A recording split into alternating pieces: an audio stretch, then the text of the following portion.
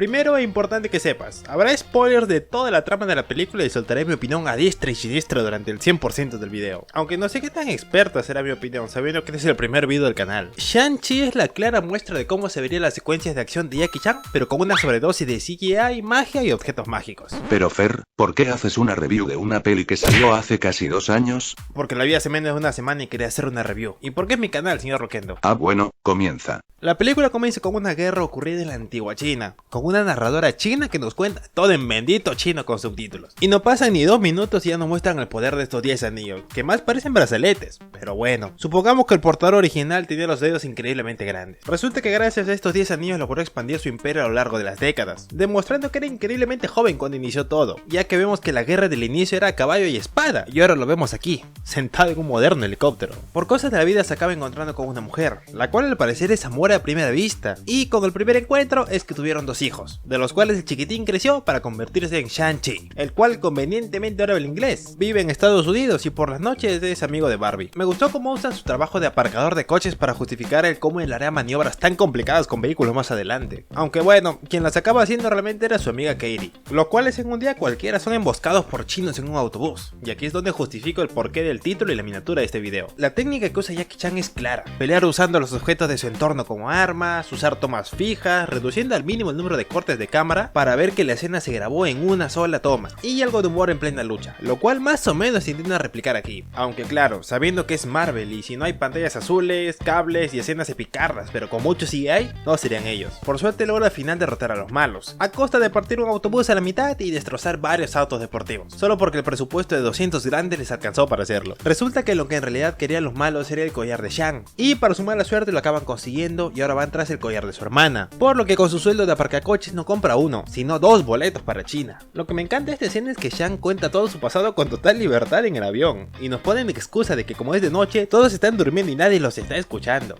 aunque como sabemos claramente eso es mentira. Una vez llegan a su destino descubren que su hermana estuvo metida en peleas ilegales de rango superhéroes, y no sé qué hace Wong peleando contra Abominación ahí. Ah claro, que tengo que verme la serie de She-Hulk, Hulk de 2008 y Doctor Strange para saber quiénes son y cómo llegaron ahí. Gracias Marvel por obligarme a ver tantas cosas solo para entender 33 segundos de esta película. Pero bueno, al final nuestro prota es obligado a pelear en la arena con, ¡oh casualidad!, su hermana, la cual no está dispuesta a sentarse a conversar tranquilamente, al menos en ese momento, porque luego lo acaba haciendo. Aquí ella dice que está emputadísima con su hermano debido a que le dijo esto. Cuando se fue, ¿sabes qué me dijo? Voy a volver en 3 días. 3 días se hicieron una semana. Una semana se volvió un mes y un mes se volvió 6 años. Oh sí. Esperando ese tiempo, el único que no se enojaría sería Hachiko. Y justo en ese momento llegan los malos, dejando al dúo dinámico asiático a su suerte. Al parecer no había ninguna salida de emergencia, por lo que rompen las ventanas para escapar por ahí, usando eso de excusa para pelear contra los malos en las ventanas. Y aquí te pregunto, ¿está bien que China sea una sociedad que le podría gustar vivir a la antigua, con runas míticas en todo el país, templos a por doquier, pero no me puedes dar un primer vistazo a una China con neones en los neones que literalmente parecen Las Vegas, bailarines de probablemente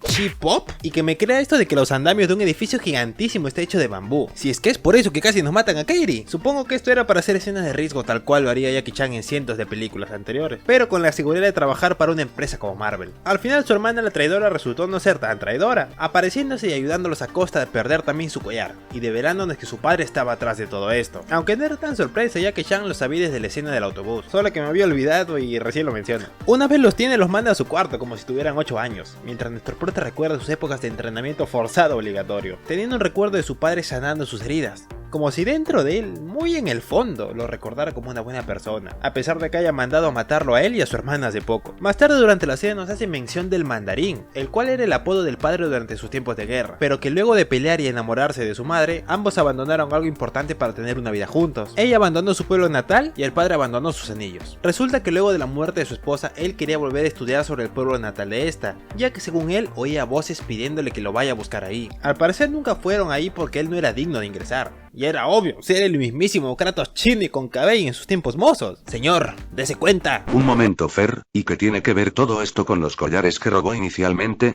Ahora le explico, señor Roquendo. Resulta que gracias a ellos podía ver cómo llegar al pueblo natal de la madre, Talo, y así aparentemente liberar a su madre de una vez por todas. Y digo así porque si se negaban a hacerlo, el padre iba a matar a todos, incluyendo a sus hijos si lo desobedecía. Ante esto deciden llegar a Talo antes que él, y lo harán con el personaje alivio cómico del resto de la película, Trevor y su headcrab peludo con alas. Resulta Resulta que el peludín se llamaba Morris, el cual era un animal de talo que el padre de Shang había encontrado buscando la entrada. Y esa, señores, es la justificación para que ellos sepan cómo llegar a Talo. Pero Fer, ¿a qué te refieres con esto? Escucha, resulta que aunque esta cosa no tenga boca ni cara, la gente lo entiende, y como venía de Talo, pues les dice dónde está la entrada. Resulta que para llegar ahí le acaban robando el auto al mejor conductor de todo el mundo, el hombre espada manco, clásico humor de Disney.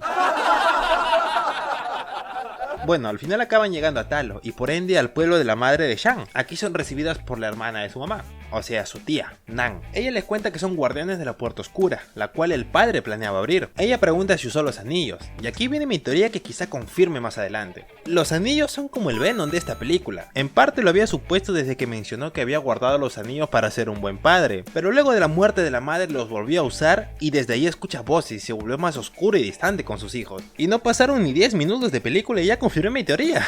Resulta que la tía Dan cuenta que varias personas han intentado abrir dicha puerta y todos tienen algo en común. Una voz los incitó a hacerlo. Más adelante Shang tiene un recuerdo de cuando entrenaba con su madre hasta que se acercan unos tipos. Estos venían a cobrar venganza por los actos de su padre. Y la señora, en lugar de hacer lo más lógico que sería llamar a su esposo o alguien que la ayude, decide hacer un todos contra mí solo. Orgullo de guerrero, estupidez, yo apunto más por lo segundo. Al final sucede lo más obvio y la madre acaba tiesa en el suelo. Eso sí, cero moretones, cero cortes, solo un poco de ketchup en el suelo. Esto es notado por el padre y justo ahí fue el momento en cuando volvió a utilizar los anillos, indicando que esta frase del Joker tuvo razón. Solo hace falta un mal día para hacer que un hombre enloquezca. Atentamente, la competencia. Volviendo a la actualidad, el padre logra ingresar con los collares de sus hijos, y como se veía venir, estos se niegan, desatando así la super batalla entre Talo y lo que no sé cómo decirles, pero no son de Talo. Ante esto Shang se pelea con su padre, como si de Luke Skywalker y Darth Vader se tratase. En lo personal, las escenas de pelea son contadas en toda la película, pero son entretenidas y esta es una de ellas. No como en las peleas de Superman, Capitana Marvel o Dragon Ball, donde todo es tirar rayitos o dar golpes hacia lo bruto. No, aquí Shang-Chi solo tiene un bastón y toda su creatividad para idear cómo pelear con su padre. Un tipo claramente más fuerte que él, pero que gracias a que es asiático, solo hace falta un poco de flashback de su infancia para poder sacar poder y superar todo. Pero como la pelea aún no termina, tenemos que levantarlo y hacer esto aún más épico. Así fue como el padre logró abrir la puerta, complicando todo aún más. Primero, no pueden morir con armas convencionales, solo con las varas de la gente de Talo, así que los malos ahora se unen a ellos para salvar sus vidas. Gran manera de hacer más grande el ejército, porque admitámoslo, Shang-Chi puede ser el prota, pero el padre sigue rotísimo con esos anillos. Ante todo esto, ¿y Shang-Chi? Bajo el agua. Y me pregunto ahora, ¿quién podrá ayudarlo?